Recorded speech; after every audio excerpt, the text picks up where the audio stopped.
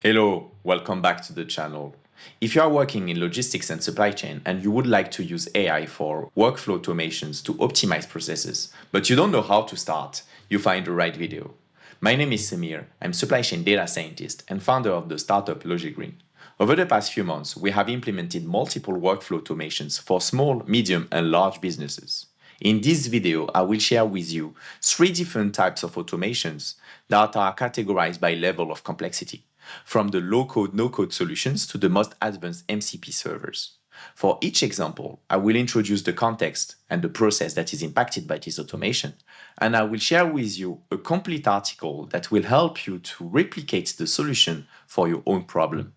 I won't sell you AGI or overly smart agent that will automate your entire supply chain.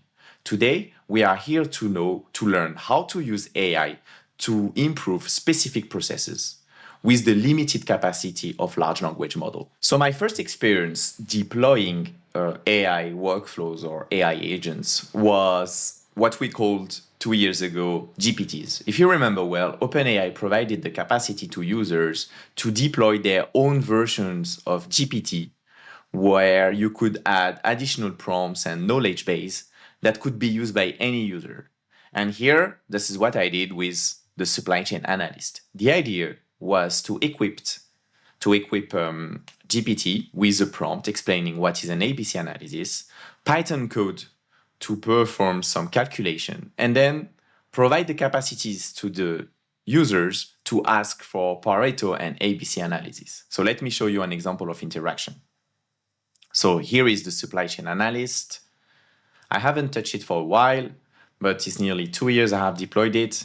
We have more than 700 conversations, quite good rating. And you can see here that I have other different GPTs that I have deployed.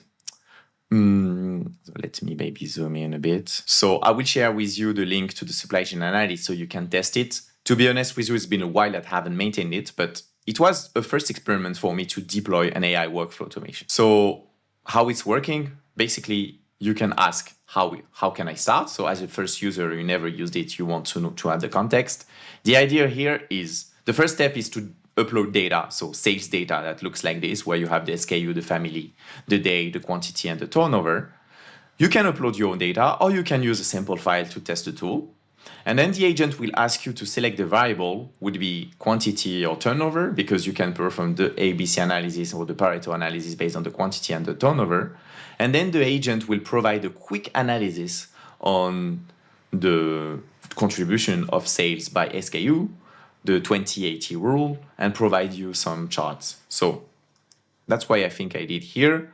I selected quantity as so the agent asked me which variable I want to use. So I said I want to use quantity.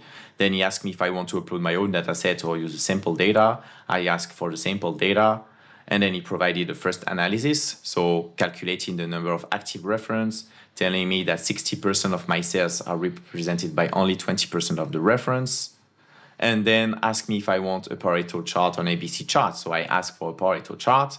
This Pareto chart has been generated using the code that I have provided to the GPT with the correct calculations. And then I ask for the ABC chart, same. So here probably we have some improvement to do on the zooming, but that was like a first version of that. And here we can see the different classification for A, B, and C. And yeah, I think I stopped the analysis on that. Or what variables do you use to do the vertical? So then I started to challenge a bit the results. But here, this is the first example of how you could deploy an AI workflow. And just to show you, it's pretty simple to do that. So let me edit it if it's working. Yes. What you need to put is like some context, the name, some instruction in the prompt with, here I have put a Python script where you have all the different functions to do the ABC analysis to generate the charts. And then with the different instructions, GPT can pick the different functionalities and perform this calculation.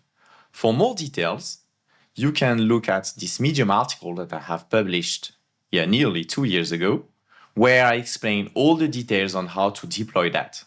And you can replicate that to any analytics products that you have on the shelves.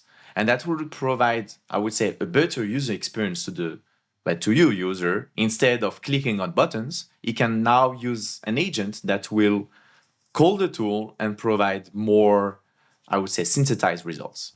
So this is the first example. I would say for me, the simpler one. Now we can move to something a bit more advanced. The second solution is using the tool N8N. You probably heard about it. They became a unicorn recently. This is a low-code, no-code platform that helps you to build workflow automation. The idea is to connect nodes between each other to process data from a specific source and send outputs to another source. And I've been using it for many applications that are where basically I was replacing some manual tasks with this kind of workflow. For instance, in this example here, we are using N8N to perform automated, I would say, shipment order processing. Let's imagine that you are working for a transportation company that receives orders from retailers by email, pickup orders. So maybe let me show you an example of this pickup order. Here you have a pickup request. So it's delivery to Leclerc, which is a retail store in France, store number on the date. And inside the request, that is by email, because for small, medium businesses, it can happen like this. You have some information on the shipment number, the pickup location, the pickup address, the expected pickup time, and some information about the shipment and the destination. And what you would like to have is to replace the admin teams that are manually taking the information, calculating the route time, and then sending a shipment confirmation. This type of, I would say, task don't provide added value, and you want the teams to maybe spend time on more strategic tasks. So for that, you can use N8N, and this is what we are going to do. So let's imagine that we are receiving this email, right? I go back to my workflow, I launch it, I execute it. So what you could see here is basically the data pipeline. So you receive the email, then we have a first agent, like a first node, that is an agent node where you can use AI to parse the content. So you tell the LLM, so the large language model, that you are going to receive an email with a subject and a body, and you would like to parse some specific information. And here's what you have parsed. So it's exactly the type of information that we need. Then this information is sent to multiple nodes. So here we are using an API to do geocoding, so to transform addresses into GPS coordinates that we are saving. So here, for instance, this is the GPS coordinate of the pickup location, and we do the same for the delivery location. Quite easy. And then we are collecting these coordinates to ask another API here's more another endpoint to calculate the distance, the driving time, and the number of steps. All this information is sent to another agent that will generate an email to send a kind of a shipment confirmation. And if I refresh, normally, we have an answer. So this is the email that we have sent.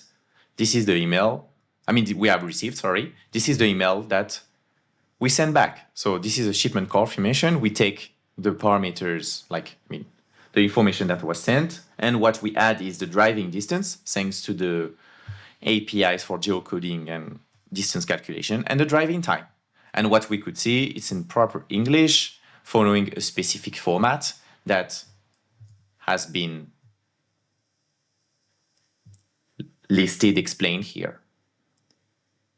And as you could see, we haven't wrote a single line of code. It's purely no-code solution, and you can implement that for any workflow, any emails, Telegram, chatbots.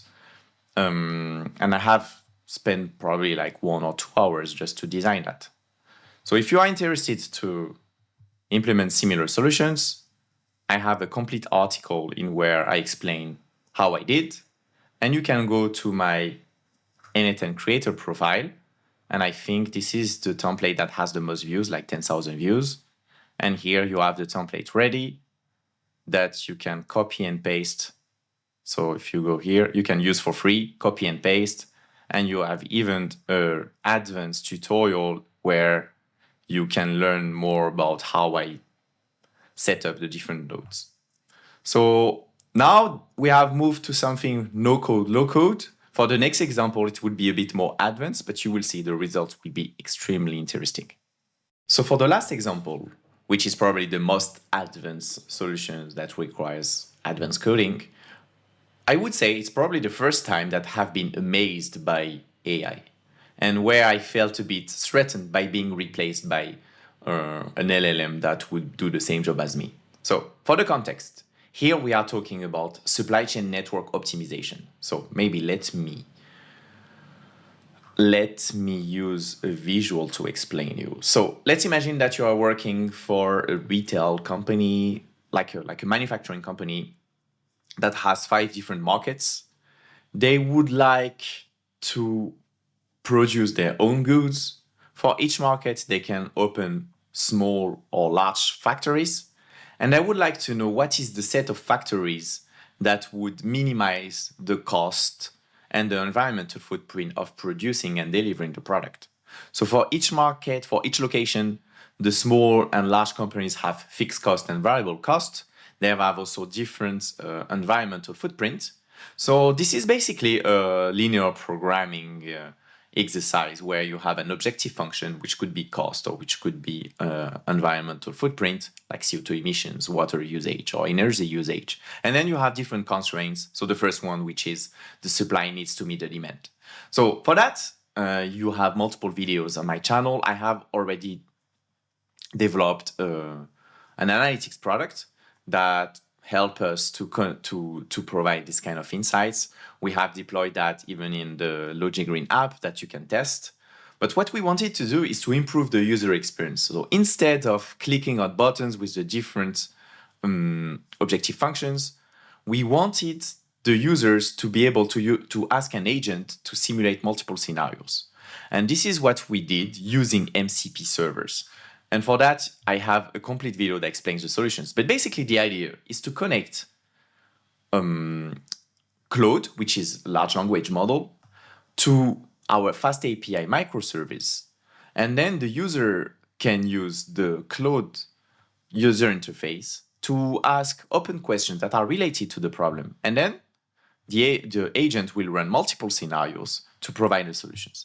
The best way for you to understand is to show you an example. So here we are in Claude. So this is an example of type of questions that I've asked. So maybe let me close that. So I ask the agent to run the supply chain network optimization tool with the objective function of minimizing water usage, as you can see here. So what we can see here is that the agent called the tool with the different parameters, with taking the objective function water usage, and is providing a kind of answer. So here I won't enter into the details. And then, so here that could be done by us manually by just clicking on the button objective function. But here, this is where we have the kind of added value of the large language model. I ask to prepare a comparative study of the different scenarios with objective functions, production costs, CO2 emissions, and water usage. And this is where we have the added value. So the agent started to prepare the different scenarios where you have production costs, CO2 emission, and water usage. So 3 different scenarios. He understood that there are 3 different scenarios. And then he started to run the different scenarios. So water usage has already been run, so it doesn't need to run it. So he will run only production cost and CO2 emission. And then it will compile the results in a comprehensive dashboard. And I will show you that it's quite interesting. So here what you could see is that first you have a very good executive summary that is showing you all the different results. The cost trade-offs, the location strategy, the water efficiency. If you look at the question, I haven't asked all of this, but this is exactly the type of, I would say, outputs and insights a decision maker would need. It decided to use a matrix to show the different results. And you even have at the end a kind of, something related to the regulatory compliance. And if you have even at the end a risk assessment.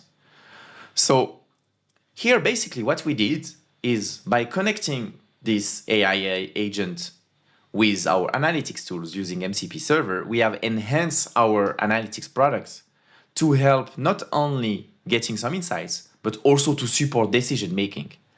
For that, to understand how to do this, you can have a look at this article where I explain in details how I connected Claude to my analytics product. And you can replicate that to any analytics product you have deployed. It's a bit more advanced, I would say, but at this stage, you will get the most added value from AI. So this is the end of this short tutorial. If you have any question, feel free to use the comment section.